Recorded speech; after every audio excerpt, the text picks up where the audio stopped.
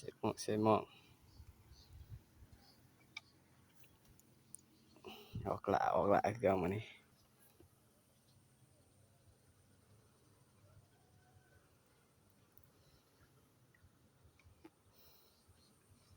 ป้ายัง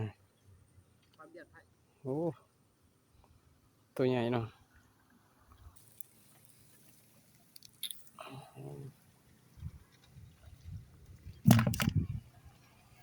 ใหญ่เลยว่านี่เดินกันไปทุกคน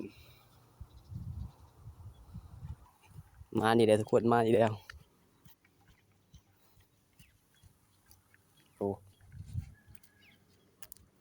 ป้ายังไงคือเก่าอีกบ้าง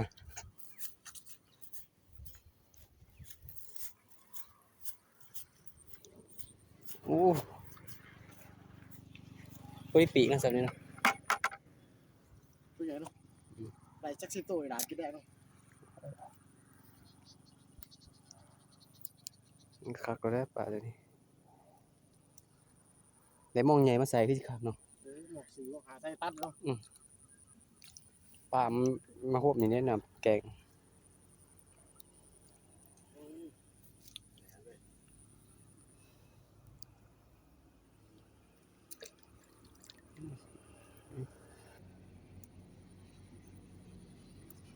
อยู่ดีนั่นดีนะเนาะโอ้ติด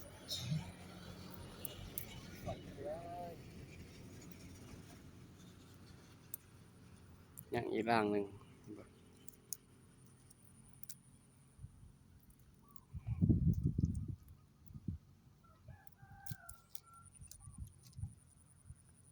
เรียบร้อยเห็นเติมเลย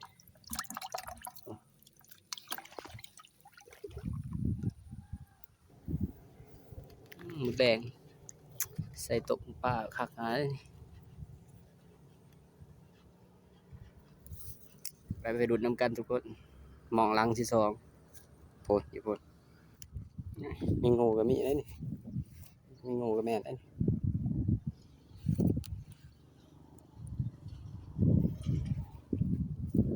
่ครับโอ้ปลาซิว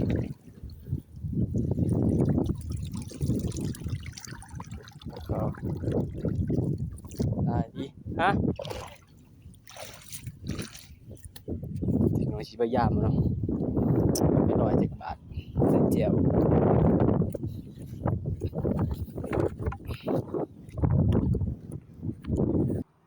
มาดูร่างที่สองนะ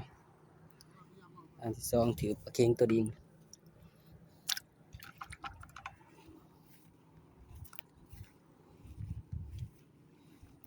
ปลานิดมั้ง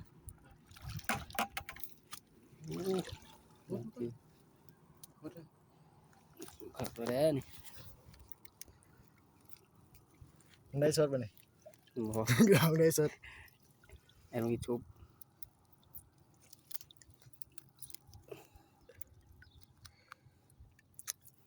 มันนี่เป็นตัวใหญ่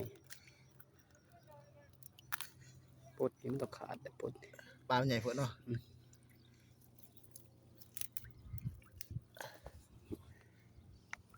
ตกน้ำไว้ได้เนาะ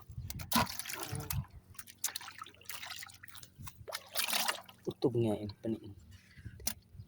ปนินนี่น้ำแกงมามันอยู่นี่เบิด อันนี้ตัวนึงมีแต่ปลาไทยเนาะ ปนินตัวนั้นกินบ่ได้ กินได้กับม่วนตัวนั้น เยอะแต่ปลาเตือนมีเยอะตัวนั้นก็ปลาไทยนะ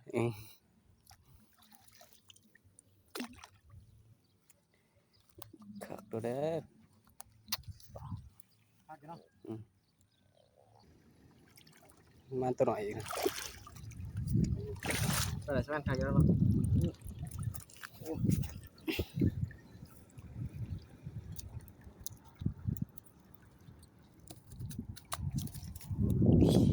แก่ก็ปลาเค็งเลย ถือว่ามันเติบมองสองหลังปนินโอ้แซ่บสิเกะไข่ของ เนี่ยอีกล่างหนึ่งอีรองตัวนั้นยังใส่อยู่ ใส่ใหม่กูเอาในนี้ไปใส่ใหม่เนี่ยพุ่นจะเอาไปยามมาอยู่พุ่นอีกน้องตัวนั้นยามงูยานี่บ่ได้ซังได้ปลาซิว2-3ตัวปลานี่โอ้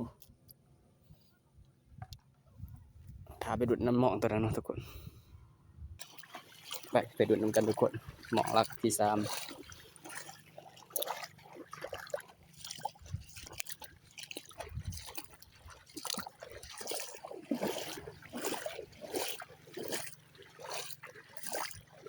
พวกบัวเสร็จเบิดเนาะเบิดหยาบมันแล้วเนาะ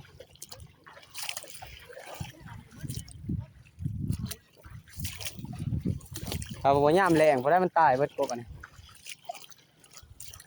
นี่ซั่นล่างลงไปซั่น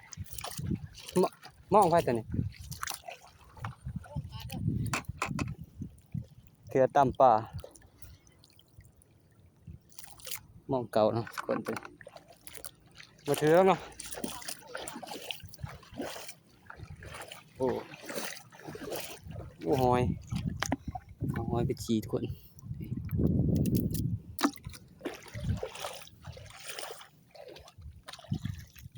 โอ้กระปู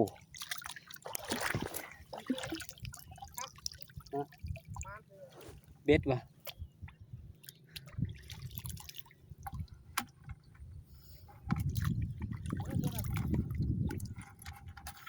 เนี่ยตามซะเดี๋ยวจะไปกดเอาอุใส่เบ็ดอยู่บ่นี่ว่าเหยื่อแมงสอน ปะกอรู้ปะกอปะเค็ง ถือเบ็ดเจอ ปอตาอยู่เลยปอตา ถึงลังใส่ พวกหลังยืนเป็นห้องน้ำเมื่อกี้เลย ประมาณเชยหลายเต๋อแล้วนี่เนาะไม่ใช่มองเบื้องใด ยามมันสุดเลยนะมีสวิตช์แบบพวกหลังผมแค่ปุ่มนี้นะต้องหลัง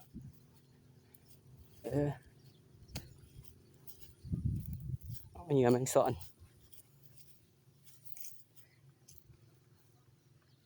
กบมากระทัน ถ่ายเบื้องนั้นเลยก็ได้ เมืองไหน ยืดเบื้องนั้นน่ะจะมองใส่เบื้องนั้น เออ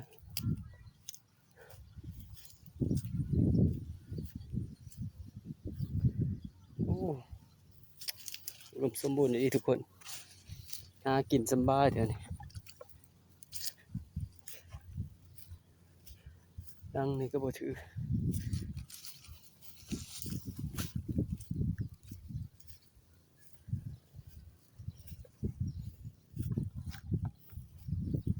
ใบบัวยังไม่เห็นตีมันเป็นบาบัวเลยทุกคนนี่เต็มเบิดแทนมีแต่ปลาบัวยามแดงมันตายไปแล้วมันเห็ดหยามันเลยโอ้ร้อนเลยตัวนี้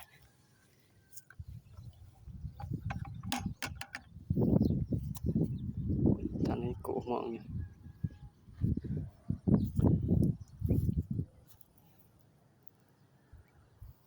มีหอยไป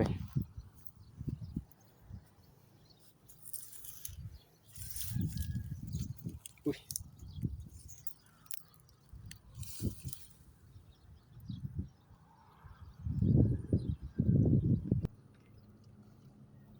มานบ่ไปเค็งตัวเดียวเอาได้สิบ่ได้แก่ใครโอ้เล็กหน่อยเข้ามาแกงเบ็ดสัมเสียนะสัมสีแกงบนหาปลาเลยสรุปทุกคนมานอยู่มั้ยก็จะเที่ยงไปแก่ใครบ่ได้แก่ใครหรอก